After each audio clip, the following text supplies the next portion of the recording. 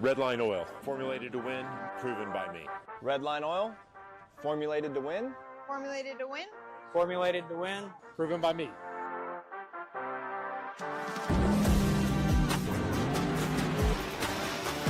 Formulated to win, proven by me. Proven by me.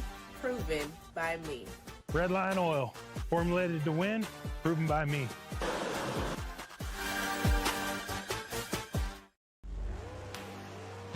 The number one source of friction in your engine is not what you think. Piston rings rubbing against the cylinder walls generate more friction than any other part of the engine. More friction and temperature means more wear and less horsepower. Fortunately, the team at Total Seal knows how to reduce friction and wear through innovative piston ring design. If it takes a piston, Total Seal can build a better ring. This is WFO Radio. Hey everybody, WFO Radio is on the air, following up the NHRA Reading Nationals, presented by Nitro Fish at the House of Chaos. And how fitting, chaos was the word of the day, the word of the weekend. Chaos, all kinds of chaos. Tony Stewart and Doug Coletta getting together in the lights. That was wild. Oh my goodness, thank goodness. Thank goodness it didn't go totally south. And those guys got out of their cars and walked away. Amazing weekend. Cruz Pedregon back in the winner's circle. Shawn Reed is back. It's amazing. Back and better than ever before. I don't even know what to say about that. It's just great. Shawn Reed, real emotional. Spent a lot of time with us. I don't know how to really verbalize it, because you see everybody and you wish them all well. And we know that this sport can be dangerous. But then one of the people that you know and you like goes through something very serious. And it really does make you appreciate them, or at least me. It makes me really, appreciate them when they're around. And, you know them. And we knew Shawn pretty well, but it's just different now. It's just different. I don't know how to explain it. It's just different. And to see Shawn, who we all wished success for his leap of faith into the sport of drag racing. And now he's had his success and he's back, and just so happy for those guys. Rob Wendland, who is a good guy and a smart guy, and amazing. And now what is possible for them? What is possible? We don't know. We're going to have to wait and see. So much going on out there at the House of Chaos. We're going to get into it, but I want everybody to know something. I want you guys to know something that's important to me, that you know, but I will tell you that after I just tell you about everybody who makes this show possible, like the Foggett brand, the spray for your engine. All you Lucas Oil Series racers, many of you are using Foggett. Hopefully you will get it at Summit Racing Equipment. It protects the inside of your engine, your valve seats, anything that could potentially microscopically rust or corrode, all of those things, your cylinder surface. You got to fog it down at the end of the night. When you're done, when you're putting the car away, if you're putting it away for like weeks or months, your street car, you got to fog it down. You got to do it. Can't fog it. It's how you do it. Available at summitracingequipment.com. Shout out to HusseyPerformance.net. David Allen and the team out there walking around, distributing gaskets out there. And they're not just copperhead gaskets anymore. Although I got coppers on Project Pontiac on the exhaust side. I'm real happy about that.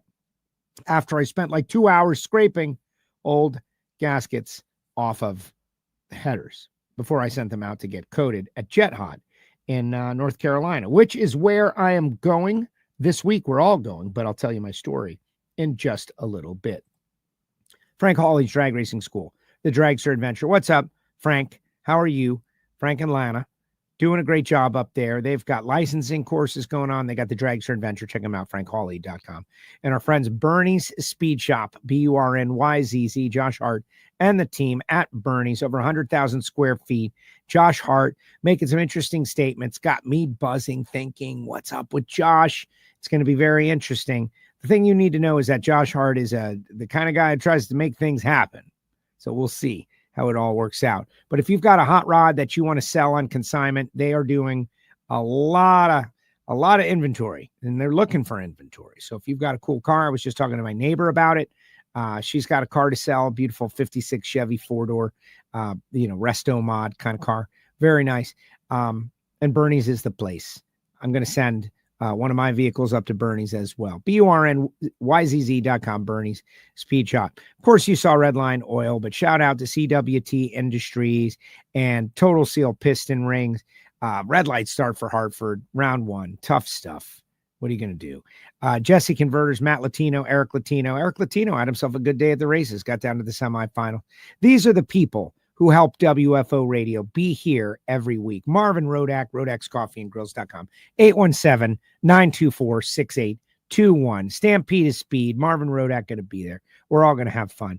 And, our friends at Wright Trailers and PowerTube TV and our Patreons who get to hear it from Heiner Show and all of these things. We still got our deal with SoCal Hot Sauce. I got to get on there and buy a bunch of that SoCal Hot Sauce. SoCalHotSauce.com/WFO. You should try it. It is really cool. But here's the deal. I really want to race Project Pontiac at some point during the course of the season, guys. We worked so hard last year, and every one of these races that I go to, Project Pontiac is in the back of my mind. My dad and my car together, my dad passed last year, that initiated this kind of a mad dash to finish the car. And we did. And we got it out on track in Orlando and Gainesville, had a nice outing in Orlando, had fun at Gainesville. But I don't want to wait till Orlando and Gainesville next year to run the car again. I want to run the car again. And I want to run it in Super Street form. And the nearest and closest race for Project Pontiac is going to be Rockingham, the NHRA Division II double divisional in Rockingham, North Carolina. It's, I don't know, an hour and something away from Charlotte. It's not that far from Charlotte, 2 hours, something like that. And that race is the week after the Stampede of Speed. It's the week after. It's the week between Dallas and Vegas. That's the schedule. And I get it. You're getting down to the wire. Championships are on the line. Everybody's running for their championships. And winter is coming. And you're running out of dates. And so Rockingham has got a double divisional. And so I want to go. The problem is that after the Stampede of Speed, 12 days in Dallas, followed by, following Charlotte and St. Louis, and then Dallas, that off weekend, I will get back from Dallas and have to drive immediately to Rockingham, drop my stuff and go immediately. And it's about a 12 to 14 hour tow for me. And then I get bad gas mileage, if you're wondering. Why does it take so long? It's only 800 miles. I get terrible gas mileage with my vehicle. It's 6.5 miles a gallon. It's really rough. But it'll make it. And so I'm going tomorrow. That's the point. But I say tomorrow because it's today. And today is what? Today is Monday. I'm doing the show 10:05 p.m. My plan is to leave South Florida at 4 a.m. to head to pre-position the car, Project Pontiac, the truck, the trailer, doing it now before Charlotte, St. Louis, 12 days in Dallas, to pre-position the car in the Carolinas. That way, when I get back from Dallas, I can just get on a plane the next day, go to Charlotte, get picked up in Charlotte, brought back to the location where the car is, and it's about a 2-hour drive from where the car is going to be to go to Rockingham for the double divisional. And it just seems like this is going to be a little easier. It's not going to be easy because it is a 14-hour tow, and that's happening right now. Right now, where am I? I am hoping that I'm past Jacksonville, Florida, and maybe even into Georgia by the time I'm watching this with all of you on my phone in the truck going north. Loaded up today. I landed in South Florida at 11:30 a.m. and went immediately to my parents' house where the car is and started loading up and cleaning and organizing and putting everything together for the race in October 15th, 16th, 17th, 18th, something like that. So that's what's up with me. And that's why this is a pre-recorded show. If you haven't figured that out, it's pre-recorded. Plus, I'm wearing a hat, you should have known. Castello's wearing a hat. What's going on under the hat? You don't get to see that. It's just I'm disheveled is what it is. It was a wild weekend out there at Maple Grove. And as much as I love doing what I do. I do have the desire to race the car. And sometimes there's no way to do it other than to have some conflict. So we pre-recorded the show. But we got to do the show, right? It's 10:05, which means this is cutting into my, I'm got to leave the house in 5 hours. Got to leave at 5 hours, 4 a.m. Got to get north of Orlando before morning traffic. It's going to kill me. I got to get to Buc-ee's in Daytona, baby. Gas up. I can go 200 miles on a tank. 200 miles, guys. It's tough stuff. And honestly, I'm slightly apprehensive about the whole deal because I feel like a 14-hour tow that's effort, man. That's something. Normally I always have my dad would ride with me. This is a little different, but I want to race. And unfortunately, there are no NHRA facilities south of Orlando. And, we're just alone down here in the South Florida. Anyway, Shawn Reed. Guy's amazing. Super excited for him. And I watched the press conference happen in the tower through the door for a few minutes. It's a great one. Let's all watch it together. Shawn Reed wins a race. Congratulations, Shawn. It's amazing. And let's be honest, we gave him big congratulations for what he did in Columbus the week before. And I don't know, how many people, that's a big deal. And Rob Wendland said that they won the pro race, the SCAG Pro, and they won it in Columbus, the IHRA thing, the comeback test, whatever. He still won it. And then he wins NHRA. Wow. That's amazing. Kudos. It's just a tremendous, tremendous moment for Shawn Reed. But enough about that. Let's watch Shawn and his interactions with the Reading media. All right, joining us here in the media center here at Maple Grove Raceway is your Top Fuel winner for the first time in his career, Shawn Reed, who defeated Doug Kalita with a run of 3.844 at 326 miles an hour, capping off an emotional day, an emotional comeback. After 2 months after the crash in Seattle, Jordan steps in as the replacement driver in Brainerd and Indy. This marks your first race back to NHRA competition and pretty much a storybook ending, Shawn. Can you even begin to describe the emotions you're feeling and just how special this moment is for you? No, not really. I mean, things just happen and they just keep going throughout the day. Didn't really, think about it or talk about it. Yeah, I mean, just really, what a storybook, really. I mean, you couldn't even write it any better. I mean, for what happened to me in Seattle, what happened to the team in Seattle, really, and then, Jordan stepping in and, keeping our crew going and on cue. And, this car's been good. I've been telling everybody for a long time, this car's been good and we're going to surprise a lot of people. We just have to, get our Sunday morning thing down a little bit better. We get out of Sunday morning and we get into kind of where we've been qualifying and stuff like that. But that early Sunday morning thing's been tough on us for a year and a half. And, we finally broke through and, car's been qualifying, with Jordan, third up in Brainerd, second in Indy, fourth here. I mean, we got a great car, man. We got a great team and they've been busting their butts and I'm real proud of them. Shawn, the story is well known. Before the Seattle crash, you guys had the struggles. You'd have good qualifying results, but the race days just never went your way. You had that crash. Since then, you go to National Trail and here, and now you have yet to lose a round in your return. And you now find out that Rob is going to have a granddaughter. I mean, for this week, does it get any better than that? Can you imagine anything that would just make this absolutely perfect for you? Yeah, I don't have to take any money out of Reed Trucking this week. For the last week over there and this week over here, it's really cool, man. I don't got to take any money. I don't got to steal any money out of that other company to make this one go. I got to make payroll. I'm going to be happy to sign them checks. When you were lying in the hospital bed 8 weeks ago, did you think not only would you win at your first race back, but you'd put yourself in the title conversation? No, I was trying to get a cup of water out of a gay guy, but I don't know if I can say that on camera, but that's what I was really doing.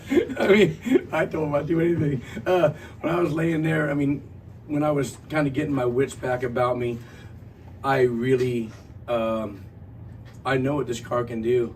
And last year at the end of the year, you know, we didn't qualify here through, you know, I mean, we just had a couple of issues here that cost us. We didn't qualify here, and then we went to Charlotte. I think we qualified two. You know, I went to the semis in St. Louis, and I qualified two in Dallas, but still had some Sunday morning bad luck. So, you know, after last year, I said I'm going to do everything I can to be considered in the talking when we get to Vegas. When we get to Vegas, I you know, my goal last year was when we get to Vegas was to be like, you know, Shawn Reed can maybe, you know, he's an outsider. We can come up and get this thing. So, you know, that's my goal. And you know, we're going to Charlotte, and I'm not stopping, man. I mean, this crew's wound up, and I'm just proud of these guys, man, to put this car together. There's so many things that can go wrong, and these guys really stepped up, and they did a great job. Love them. Shawn, you had a lot of almost all those things that can go wrong. You've shown. How do you keep it positive? What's the mindset? What can you tell us about how you stayed in it to do what you've done today? Well,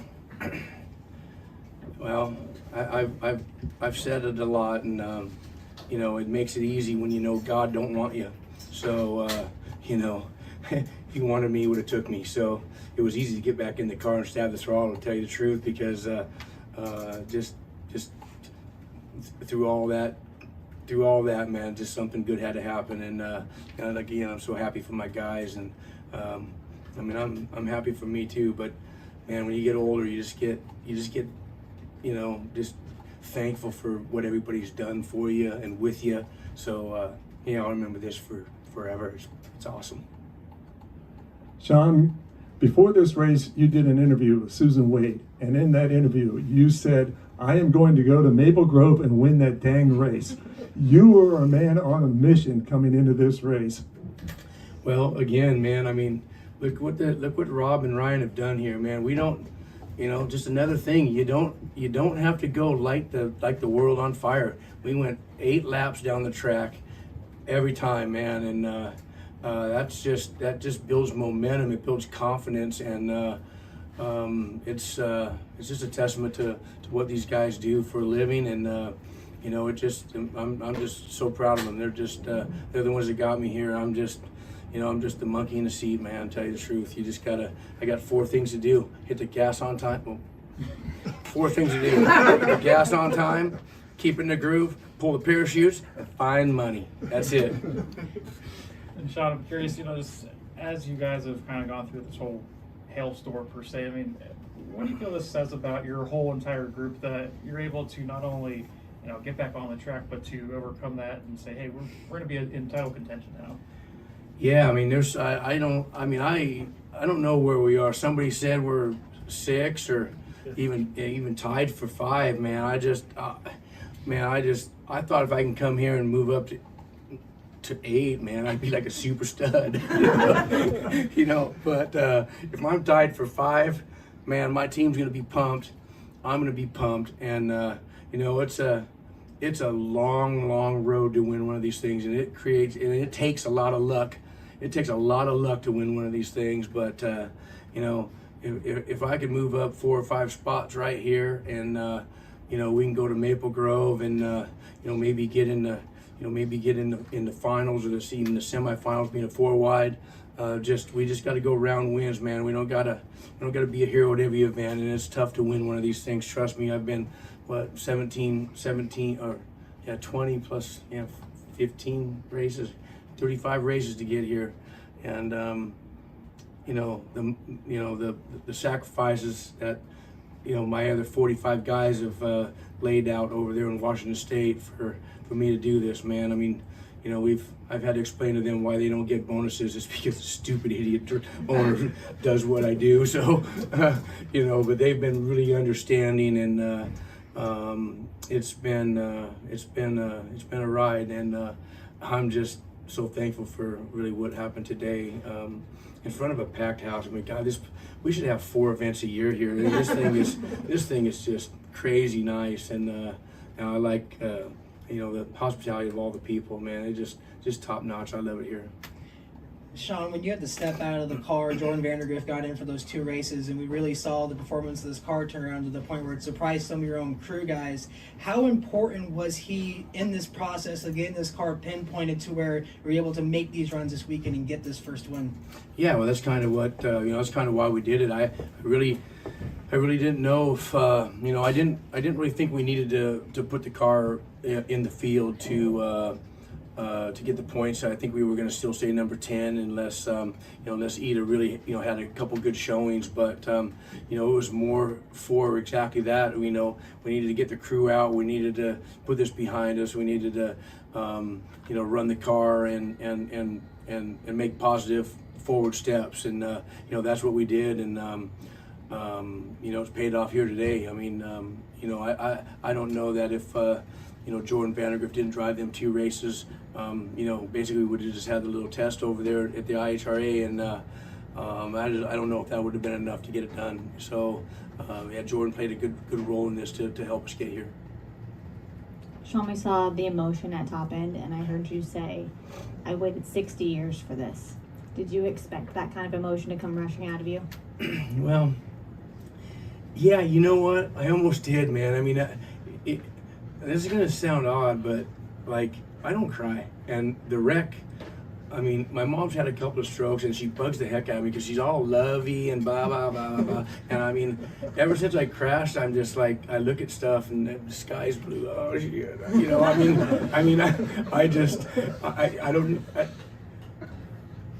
don't know what happens, but you see God at 290, man, and you just change. So, it's pretty cool. Shawn, awesome moment. A pleasure to kind of see this all and for you to enjoy this. Congratulations on your win here in Maple Grove. Thank you so much. There it is, the Media Center interview with Shawn Reed. You see God at 290 and you change. He never cried. Now he's crying when he sees the blue sky. Does it make sense? What do we think of that? I can tell you that I think it's awesome. And Shawn and I were work colleagues. I tell his story, but my goodness, I think it's so great. We just had a really cool thing happen for all of us this past weekend. And I'm glad that he gave Jordan Vandergrift a shout out. I think the reaction time element of it is part of it. Jordan got in that car and they were struggling with reaction time. He was struggling and renewed focus, an extra set of eyes. He got in the car. He watched the car. It worked out. And so point standings, he is tied for 5th and 6th with Clay. Doug Coletta, the points leader. Tony Stewart, 18 back. Sean Langdon, 33 back. Justin Ashley, 50 back. Then Clay and Sean, 67 back. And Brittany Force. How about Brittany Force, guys, announcing the retirement, walking away from the sport of drag racing as a driver? She's going to be there. She's going to be part of it. She's going to be around. They're starting a family. And I've seen some of the traffic. I've watched what people have to say. And, 9 out of 10 have been positive. 1 out of 10 is someone who feels like, I don't know, that she owes the world something. She wants to have a family. And her sisters all have kids. And it makes perfect sense that you'd want your kids to have good relationships with your sister's children and not be way younger, or, of a different age group or generation. Makes perfect sense. I don't know if that's it, but we did a little video of Brittany's announcement, and there's more announcements to come. Oh my goodness, there's more announcements to come. The silly season for NHRA is wild, and I'm excited about it. I'm real excited about what's going on. Hey, I want to remind everybody about HusseyPerformance.net. David Allen and the team, 412-716-4872. Not just Copperhead gaskets anymore, and they've got a contingency program. Top alcohol dragster, top alcohol funny car, top dragster, top sportsman. And also PDRA, top sportsman and top dragster. They don't do copper gaskets, just copper head gaskets anymore. They have composite material as well. And just like their head gaskets, they can make any design for any custom oil pan, valve cover, header gasket that'll fit your exact application, and they turn them around real fast. So check them out, husseyperformance.net. All right, when we come back, Cruz Pedregon, another story, cruiser. And this one is, to me, I'm so excited about it. A very kind of emotional weekend for a lot of us. A lot of tributes to the military, the sold out crowd, people, a sea of humanity. A lot of funny little side jokes. People accusing Galvin of using AI to doctor his photo out the window. That is hysterical.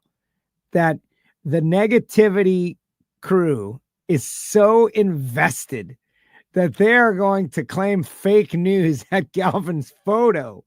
I mean, it's amazing that some people, like, hey, it's a sold out crowd. Yeah, but it wasn't. Get out of here. It was impossible to move in that place. If you added another 1,000 people, it would have been uncomfortable. You don't take your golf cart down one of the rows at Maple Grove. And the most diehard of fans, so many WFO fans, the most diehard fans, Maple Grove fans, you don't have to get there at 8 a.m, guys. You don't. When you got Nitro at 3 and 6:30, you don't have to get there at 8:30 in the morning. And people were pointing out, like, oh my gosh, they left before, some people left before the second session was over. Yeah, that's because they got there at 7:30.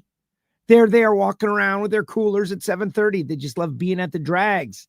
They love being at the drags, man. And they didn't, they do 9 hours and you still got a session to go and 2 more days of it.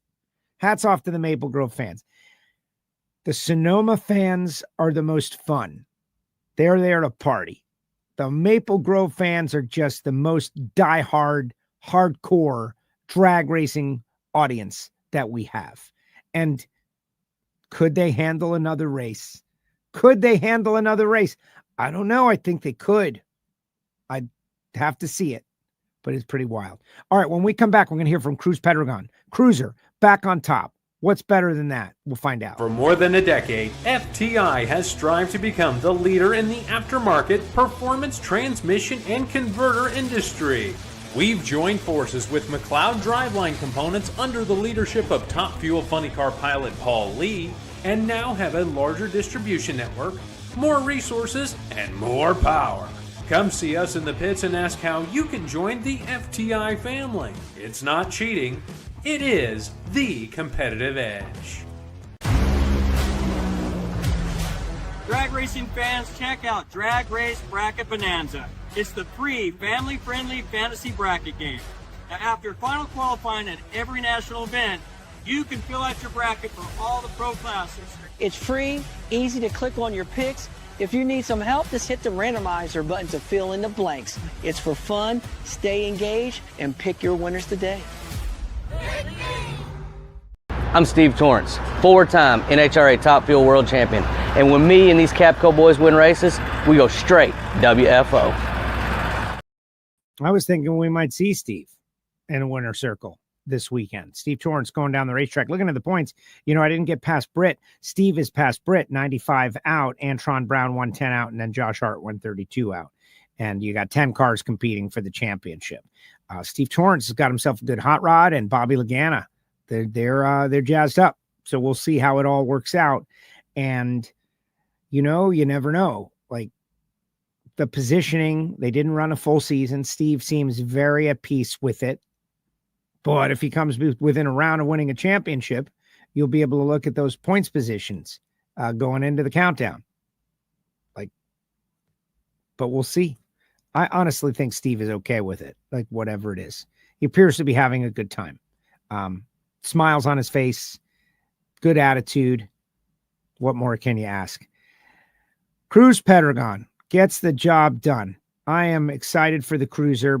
I had that moment happen in Sonoma with Nick Pinchuk, the CEO and chairman of Snap-on. And he said some really nice things about my father, and just we get along. I don't know how. I don't know what happened. But me and Mr. Pinchuk, we always have a good time for a few moments once a year. And, they got Cruz. They support Cruz so much. You want to see Cruz deliver. Jason Bunker, this guy has been battling it out for a couple of years now. Jason Bunker gets his first win. Cruz is now 6th in the standings, just 65 points out of the lead. Austin Prock continues to show the way over Jack Beckman, 25, Ron Capps, 29, Paul Lee, 35, Hagen, 55, Cruz, J.R. Todd, 91, back in 7th, Spencer Hyde, 93, back, Alexis Giorgio, 100, back, Daniel Wilkerson, 103, back. We're still in the mix here, still ongoing, but this is a good showing for Cruz Pedregon. Gets the job done, and I have no idea what he said in the media center, so I'm excited to watch this for the very first time right now. Let's watch the Cruiser together. Yes, here in the media center here at Maple Grove Raceway is your funny car winner here at Reading, Cruz Pedregon, who picks up his first win of the year, 40th in his career, going 3.969 at 330 miles an hour to defeat Blake Alexander in the final round, moving all the way to 6th in points in the process to open the countdown. And Cruz, just a fantastic weekend for you, snapping a winless streak that dated back to the finals in 2022.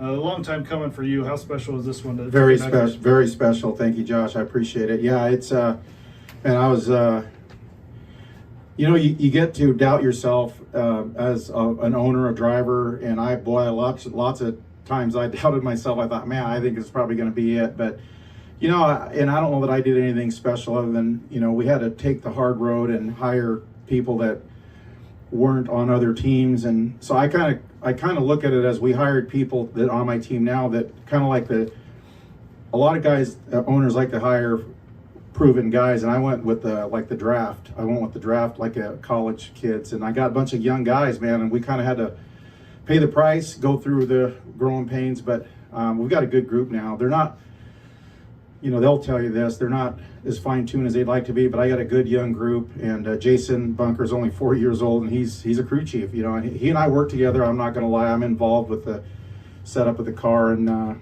but I told him, I go, man, I have 30-some years running a fuel car, so I'm a pretty good resource, and it's what I can afford, and here we are. So it's a proud moment, like I said, you see it coming together. With the guys. I told them I messed up the average. If you look at the average age of my team, it's probably like 33. I screwed up and put it up higher at my age, but late 50s. It's so yeah. But no, it's and the thing that I'm proud of too is the car ran well. We qualified in the top half of the field.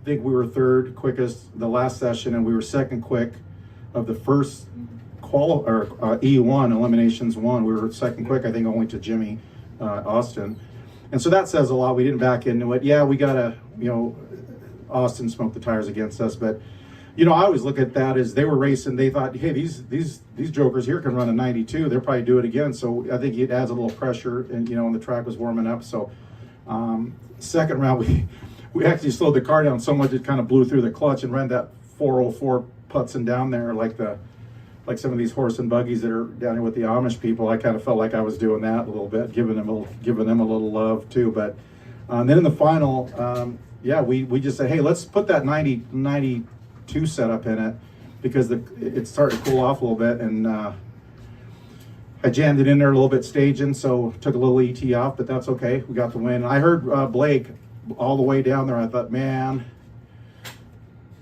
let's get to the finish line here, and that was it.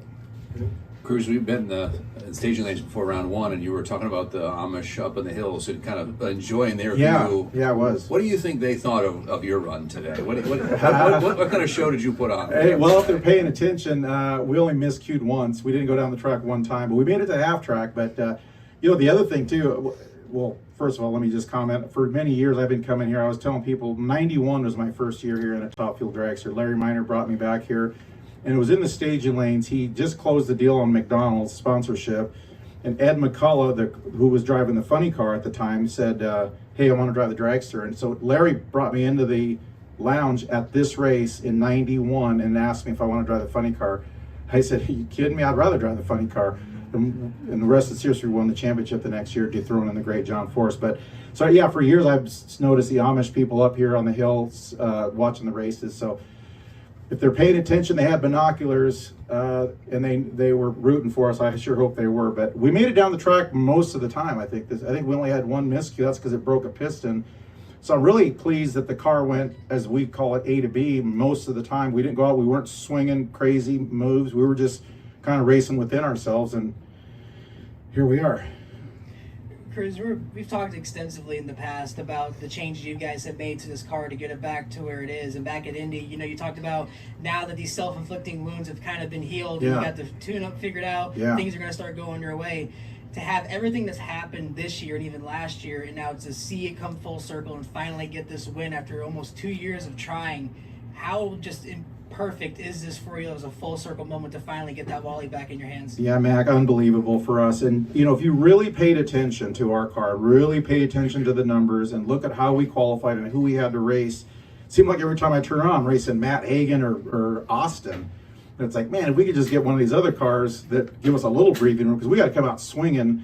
And usually when you do that and try too hard, you're going to probably beat yourself. And but the car's been coming around. If you look at the runs in Brainerd, man, we've been kind of nipping and making some really good runs, and we knew it was a matter of time. Did we think it was going to happen this weekend? Absolutely not. I do want to say this. I did have a meeting with my guys, and I said, guys, here's what we're going to do. There's 6 races left, including this one. This was this morning at 9:45. I said, I've won this particular race a few times, and I remember sitting in the winner's circle wondering, how in the hell did we win this race?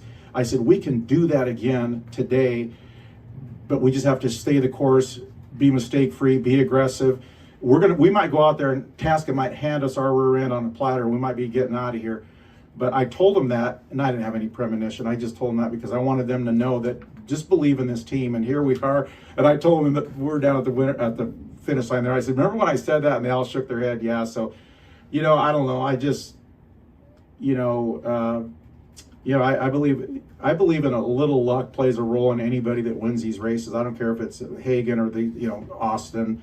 John, I remember I was watching John Force for years, running good, and then there was those times that he would not run so good, but the other guy in the other lane would race John Force, the great, and Austin Coyle, and he putts on down there and win races. So that's what we did a little bit of that today, but still a car performed, and I'm happy for Snap-on.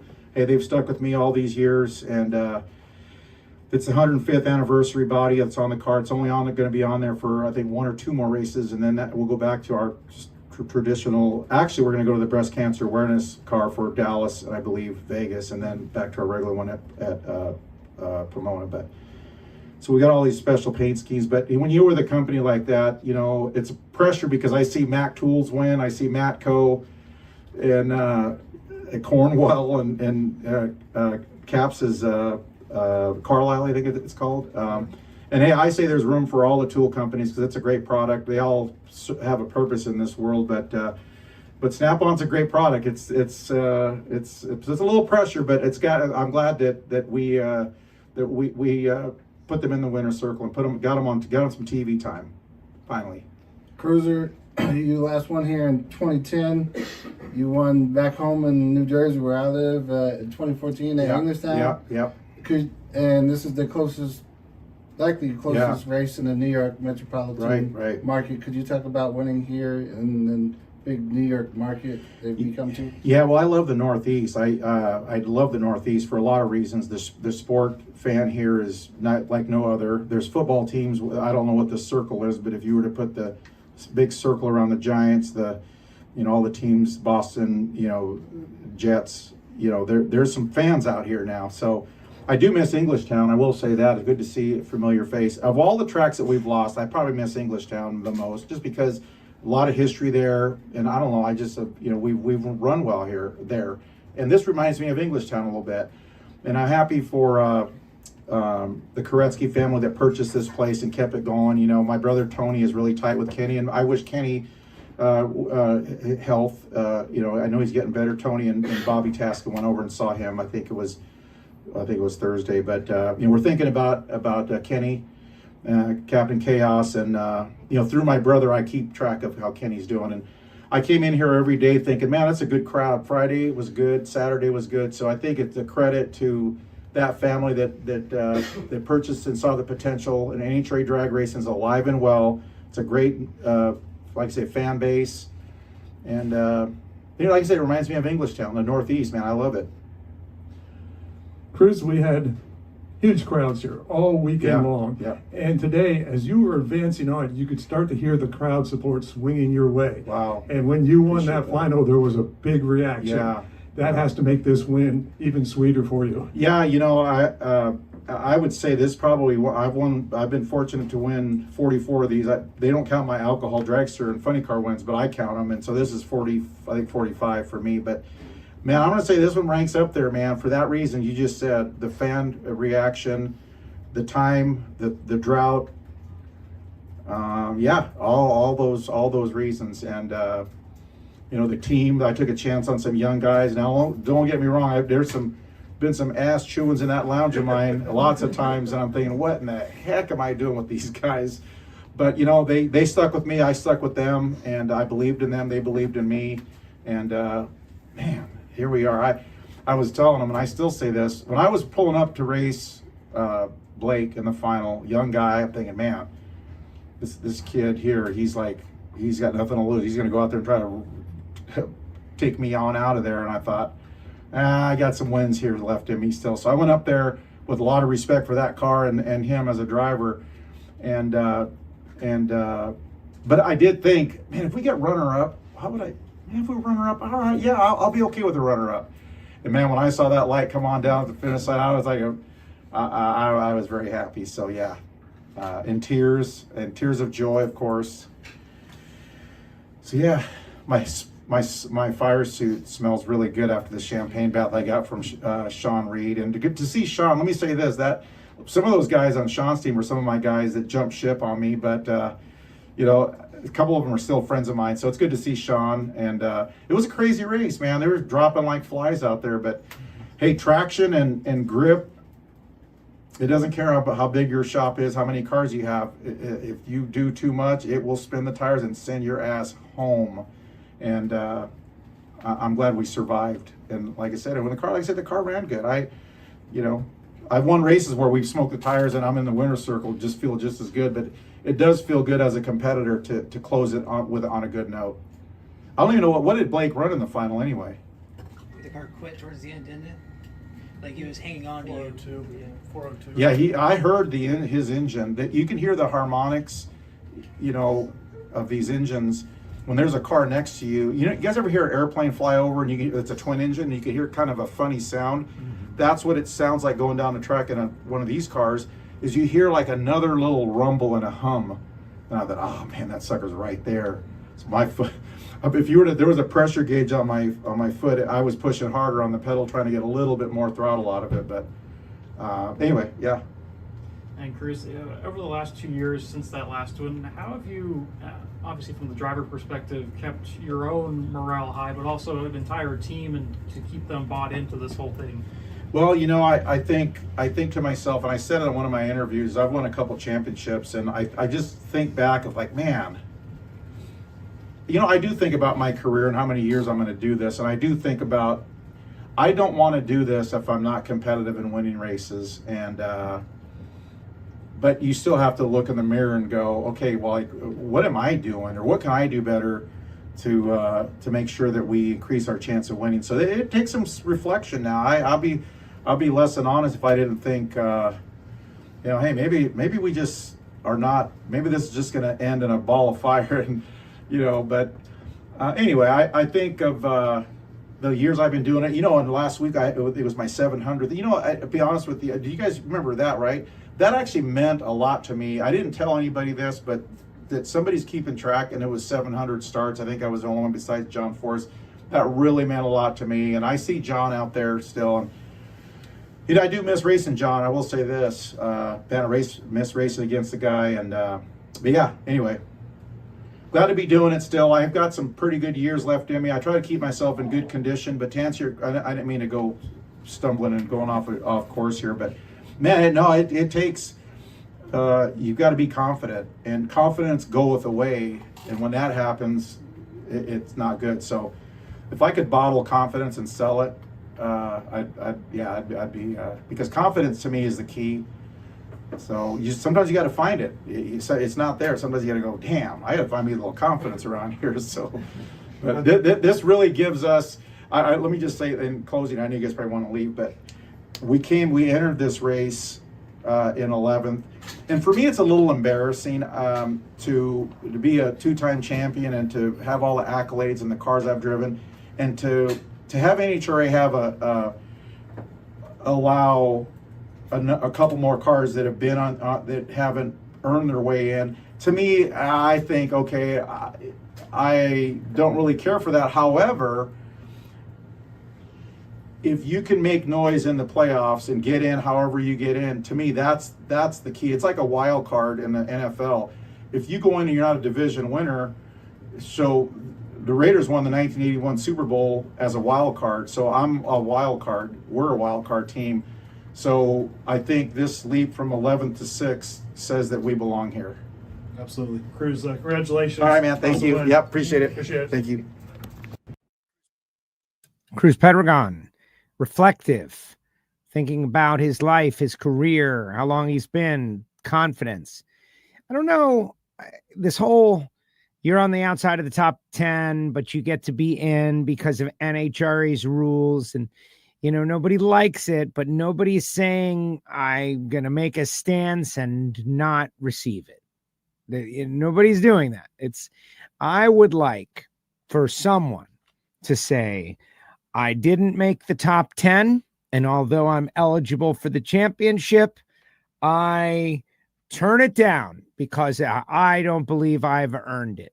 That's what I want to see. And it's not going to happen, and no one's ever going to do that. And so then let's just stop saying negative things about the system. It just is what it is. Why you can't have it both ways.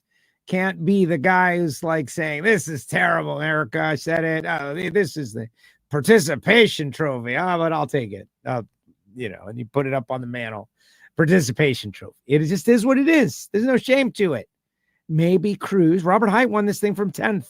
So what's the difference? Winning it from 11th or 12th. Cruz Pedregon. They could go out and win again. And they have struggled. It has been toil. And they got to win. Man, thank goodness. Cruz Pedregon's got so many fans out there. Snap on, investing so much in him. Jason Bunker, good job. They did it. That's awesome. Awesome stuff. Good seeing Cruz in there. I didn't see that. This is all new to me.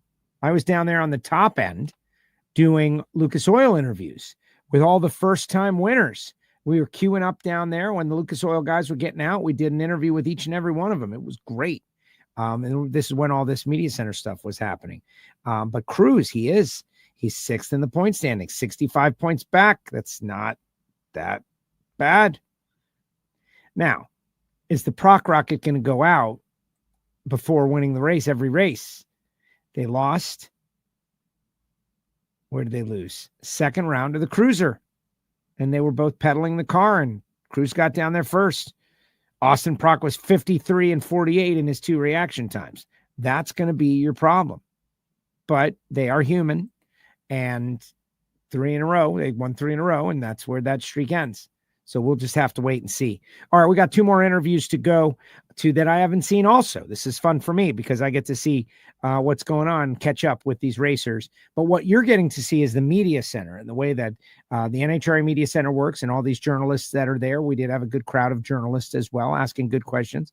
And it's interesting to see what they remember from race day and the things that they are asking of Cruz Pedregon and others. All right, we're going to get to Dallas Glenn after Looking this. to replace your OEM diesel particulate filter or diesel oxidation catalyst? Look no further than DPF XFit, a complete line of aftermarket diesel particulate filters and diesel oxidation catalysts designed as an exact fit OEM replacement with all makes coverage for light, medium, and heavy-duty trucks. With thousands of units in stock, we ship the same or next day, and be sure to check out our comprehensive reverse OEM lookup tool. Always new, never remanufactured. For more information, be sure to visit dpfxfit.com. That's dpfxfit.com. All right, Pro Stock. It was wild. He makes up for the issue that happened in Indy. I wonder if people asked him about it. But we had some good racing in Pro Stock all weekend long. The big moment, though, Greg Anderson DQ'd. What? I had a front row seat for that. But let's hear what Dallas has to say first. All right, joining us here in the media center here at Maple Grove Raceway is your Pro Stock winner this weekend, Dallas Glenn, who caps off a pretty flawless weekend here in Reading, going 6.557 at 209 miles an hour to defeat first-time finalist Cody Coughlin in the final round. Dallas's 5th win of the season, 10th final round as well, 18 career wins, qualified number 1. Pretty much mission accomplished this weekend. You set out to do this and accomplish pretty much everything you wanted to do this weekend. Yeah, absolutely. You definitely come in here, and my goal is every race, the countdown is to leave with a little bit more of a lead, and we definitely capitalized on that today. I mean, what a crazy day. Having Cody Coughlin in the final with me, taking out Erica, and Eric taking out Aaron. It's just a wild weekend. I think they call it the House of Chaos for a reason. But the cars is working fantastic right now. I wish I had gotten to race Greg. I think that would have been a really good race for the fans right there. I was really pumped up and ready to hit the tree good, and I went up to Greg afterwards and I said, "Can we not please just have a normal round, please, like this season?" Because he's like, I even 25 years, I thought that was just a sportsman rule. I'm like, Greg, Jason got thrown out for the same rule like 15 years ago. He's like, I don't remember 15 years ago. Dallas, the story coming into the season was how close you came to win that championship last year and the heartbreak you faced having to overcome that. You now come into the season, you run the brackets throughout every single event, but then have to have that heartbreaking loss at Indy, then come here and again run the sweep and clean house here. How important is it to get this good of a jump here in the countdown as you try to make up for what happened last year against Greg? Oh, it definitely is going to be big because, now there was already a big bullseye on the back. Now everybody's really going to be throwing everything at it, and I'm going to have a giant bullseye, and everybody's just going to be doing everything they can. So I'm definitely just going to have to keep trying to be flawless, doing everything I can to go and try to get every point, every round win I can, and I'm kind of excited for a 4-wide going into the next one. So this will be different. I tend to have good luck in 4-wides, and I hope that continues. But every round's going to count. They talk about in sports the importance of momentum and going towards Indy. You really had the momentum. Really, now you have the momentum again here as we start the countdown. Are you and the team feeling that momentum? Definitely. The weekend started off kind of strange as well, but I was really eager to make up for my mistake that I made in Indy. My car is so good. I need to just try to make sure I don't beat myself. And if somebody beats me, then I get beat. But as long as I don't beat myself and I go up there and I do the best job that I can do every time, and I know the crew chiefs are going to do the best job they can every time, I definitely have the car to beat right now. So I just need to continue what I'm doing, just kind of keep riding the wave, see how far we can go with it. And with that matchup with Greg, how do you kind of flip that switch and know that something's going on over there, but also just keep doing your race, and no matter what, you'll find out eventually? It's actually kind of weird. I feel like I'm very comfortable in the car right now, so I tend to see everything. So he started his burnout before me, and I saw not a lot of smoke, and then he stopped early, and as I was doing my burnout, and then as I'm stopping to go back up, I look at the big screen and I can see he's backing up, and I'm like, okay, he must be doing another burnout. So I back up and I get lined up and I see him do his burnout, and the starter did not look happy at that point. And he told him to shut it off, and then I was kind of sitting there longer, like, did he really just tell him to shut off? And then he came over and told me a single, and I'm like, I'm all kind of snapped back to reality there for a little bit, because I still have to pull forward and let him set the wheelie bars and flip switches, and I got all kinds of stuff I need to do. And I got so kind of discombobulated during that routine that when I staged, I was like, oh yeah, I need to hit the gas now. And so that's why I was so late. I was like, just try to make a clean run and make sure we get lane choice for the final and get good data. But I was, going into that, I was ready for Greg. Greg was going to be definitely a tough matchup. And, the only thing I'm bummed about is the, fans didn't get to see, whatever race we were going to throw down there. When you see somebody like Cody Coughlin coming up on the other side of the ladder, and it's almost a Cinderella story in the making, you know what can happen. You personally know what can happen with those Cinderella stories. Does that get in your head at all? Not really. I know that, Cody, he can hit the tree. He's got a great car. He's got great horsepower. I know they're going to try to make both cars make the best runs that they possibly can. And I know that he's going to try to, cut my throat open there. And I'm just going to go up there and try to, pretend like I'm racing Greg or Aaron or Erica or, any, Jaggy, TJ, just any of them. I know all of them can hit the tree good. And he's definitely going to be tough to deal with. He's definitely becoming a really great driver, and he's not scared to hit the tree. So I know that he probably is pretty bummed at himself that he missed it there in the final, but I think it showed with the way the performance was that the crew chiefs are going to go up there. We're going to try to do the best run we can and let the drivers figure it out. Certainly, anything Dallas 4-wide is not a foregone conclusion, but it throws a different wrench into things. You mentioned you're comfortable in that setting. You tend to do well. You enjoy the 4-wide racing. What can we expect next week, knowing the intensity of the countdown and the craziness that we saw today, and then you add in 4-wide into the mix? Like what do you have to be ready for? What do you have to be prepared for next week? There's a few things that 4-wides are like the biggest difference for the driver. Obviously, the whole staging procedure gets pretty chaotic, and then you're throwing 2 extra lanes, so you don't really know, it almost seems like it's hard here. Hey, are we going to the left or are we going to the right? Well, now it's like, hey, are we taking 1 through 4? Like, which one are we going to? So just, the chaos before the run, and then also that, but, you have a lot, once you get to the staging lanes, you have a lot less time because, instead of being 5th or 6th or 7th or 8th pair, now at the most you're going to be 4th. So you need to make sure you get into the car quicker. Everything moves a little quicker while you're up there. So the main thing is as long as I'm prepared for that, do my job and make sure I get in the car early enough where I can kind of calm everything down and slow everything down, and then just kind of try to stay focused up there, because you never know if somebody's going to go red or get timed out or let their foot slip up and jump through the beams, and it just kind of throws a whole chaotic mix into it. And at any time, any quad can get kind of really discombobulated really quickly. Yeah, absolutely. Anything else for Dallas? Well, good. Dallas, congratulations. Go enjoy your victory. Thank you.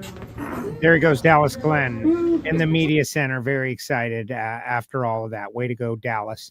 And the Greg Anderson thing. First of all, my apologies. This is media center audio, right? It's like real, but there's somebody, I don't know who that was in the background causing all that commotion on the PA, distracting away from the media center. My apologies for whoever that was. Very, very unprofessional. We move forward. I'm walking out of the tower. I see Greg Anderson doing his burnout. And I think to myself, I'm going into the V. I'm going to cover the deal. I'm going to be there.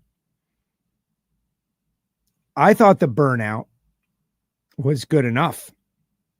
And then Jason Galvin said that he kind of muffed the burnout. But he didn't even say muff the burn. He kind of muffed the burnout.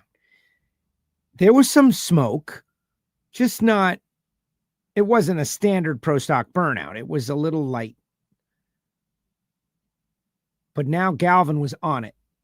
And I got to give credit to Jason on that deal. He said he's crossed the line and he had everybody on the case. And so now by the time I've gotten into my position right on the starting line between the 2 water boxes, but up a little bit by that FVP battery.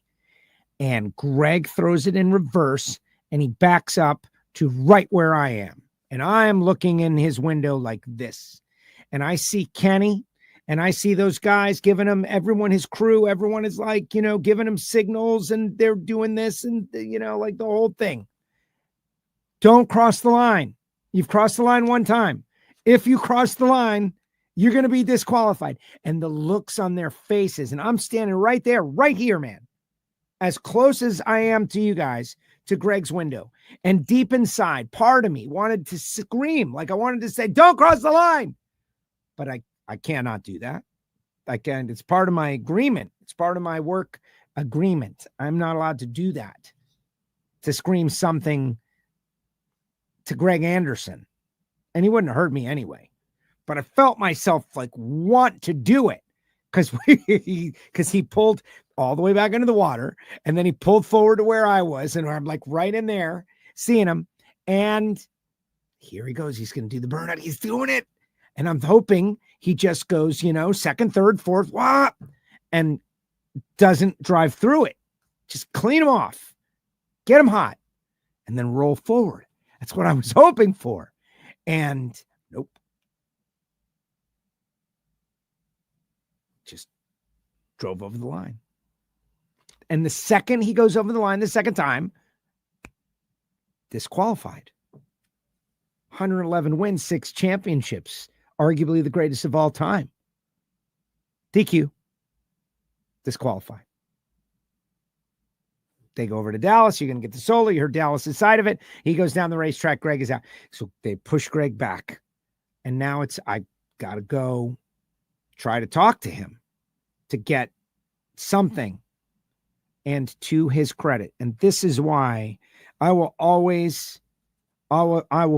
fight for Greg Anderson, metaphorically speaking, to the people that want to say negative things about him. In the most humiliating moment, he told me later, I'm a dummy, Joe. I didn't know the rule. He laughed. He self-deprecating. When we go down to the championship, those points could make a difference. And he was able to laugh at his own mistake. And even in the minute, you could see he was upset.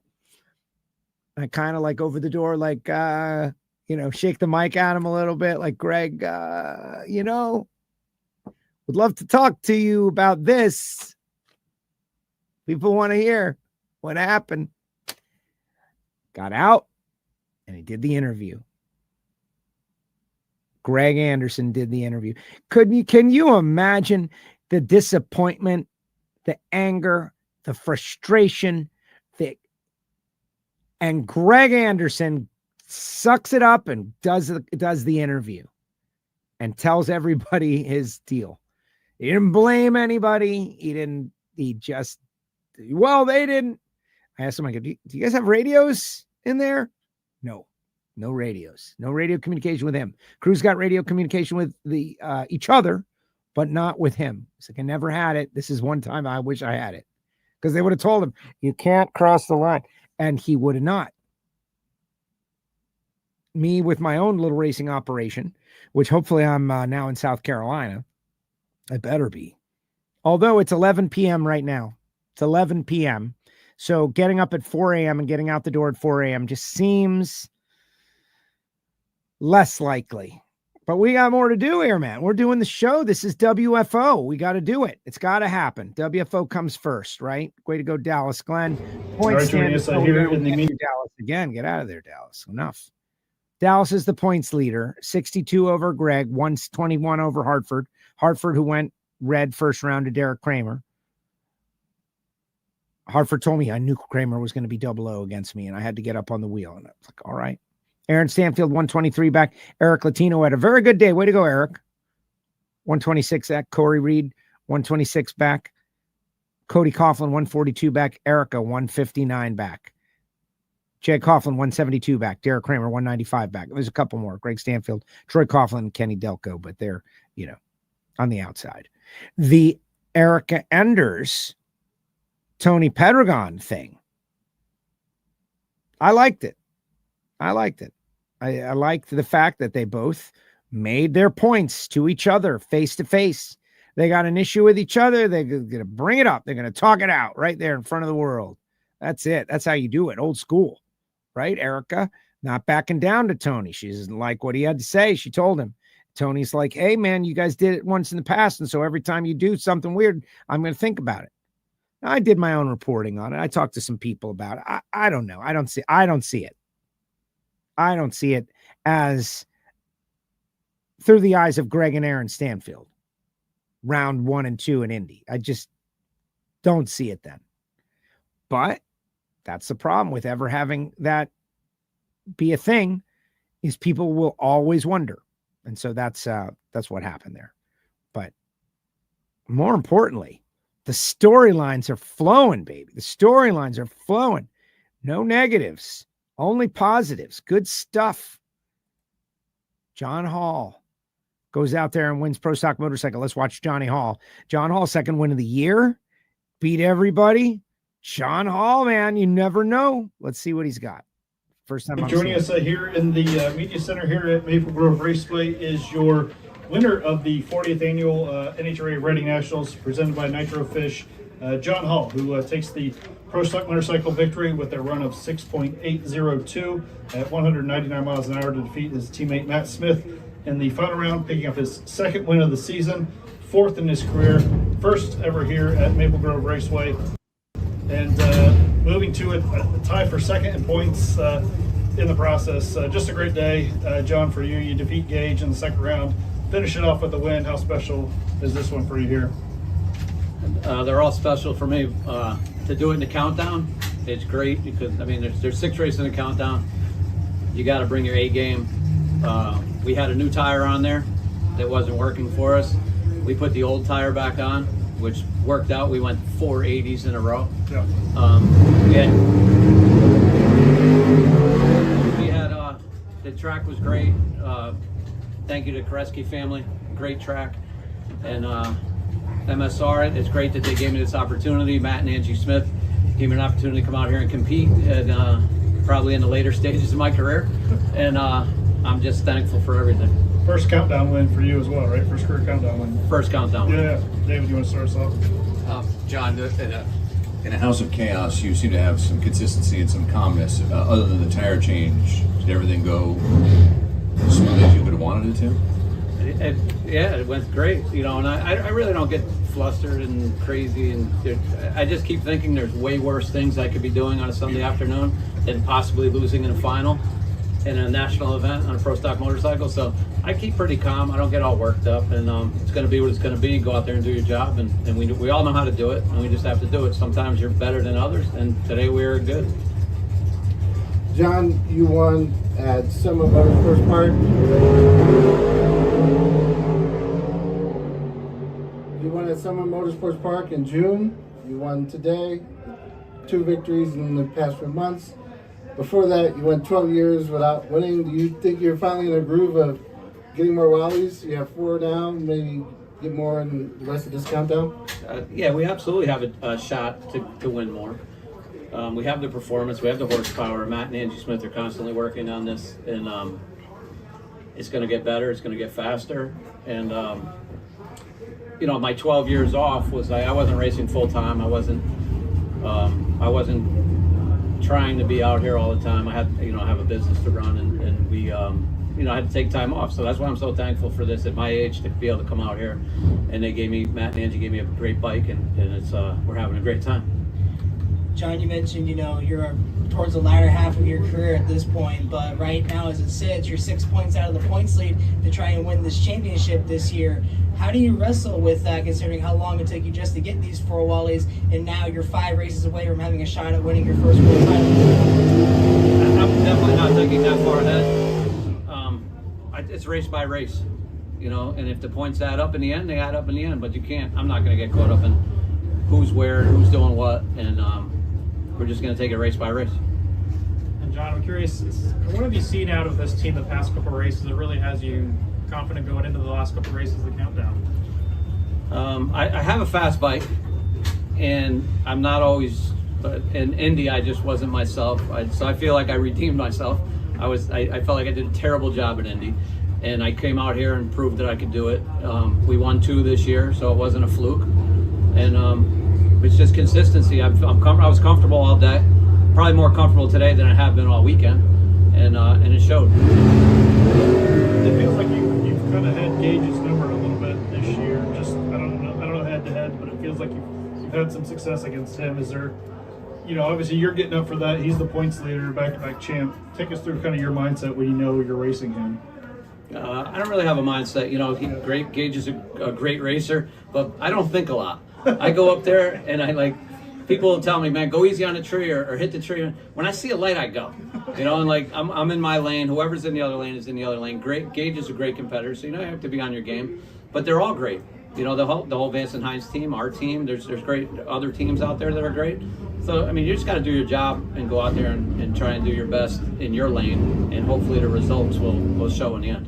You were kind of riding high. You win in Norwalk, Seattle. You qualified number 1. I think you won Mission as well in Seattle. Such a mental game. You talked about, you know, you were just off in Indy. How do you recover from that, and how would you kind of put that behind you coming into this weekend to kind of get back on track? I think I recovered. I think the recovery process was good. Obviously, we came back. No, you just want to perform. You want to perform for your team. You want to perform for yourself. And I felt like I let myself and everybody else down. I was off, and I knew I could have done a better job. Just looking ahead to Charlotte next weekend, we're kind of getting right back on it. Added dynamic of being a four-wide race in the countdown. Take us through kind of what next week could hold.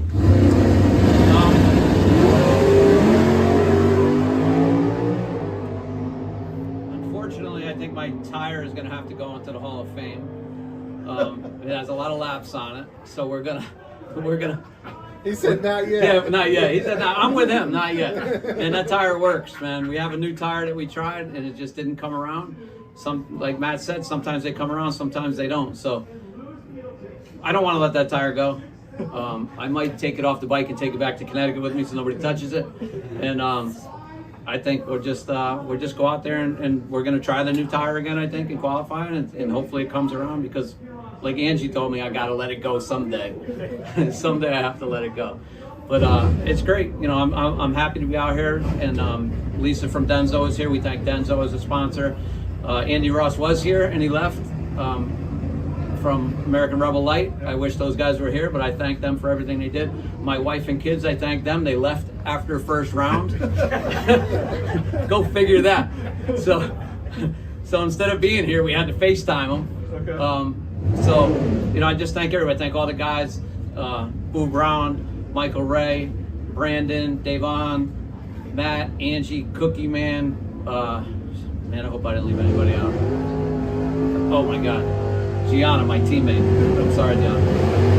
John, congratulations. Great weekend for you. Capped off by a great Sunday. Enjoy your first motorcycle win here in Reading. Thank you very much. John Hall, good guy. Way to go, John Hall. Nice winner. Again, this is the first time I'm seeing these. It's kind of fun. And also, you got a little treat there. That's what the Maple Grove Tower is all about. Not a lot of soundproofing.